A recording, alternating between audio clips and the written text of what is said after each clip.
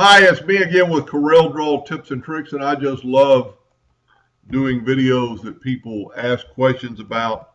So I made a 10 by 10 box, and the question was off one of my YouTube channels. I've already converted this square into a curve, and you can tell that when you hit your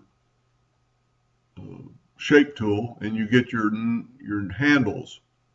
So the question was, can you make those a particular nudge, or she didn't really use that, but that's what I thought of when I was doing this.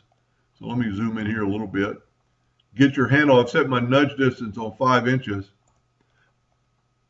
I'm going to click on the arrow of the handle and I'm going to nudge it up one time. I'm going to click on this arrow and I'm going to nudge it down one time. That way you get a perfect equal, and we'll just kind of prove that it's equal.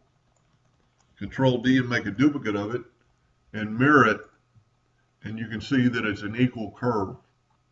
So this is going to open up a whole new avenue of playing around with your nodes.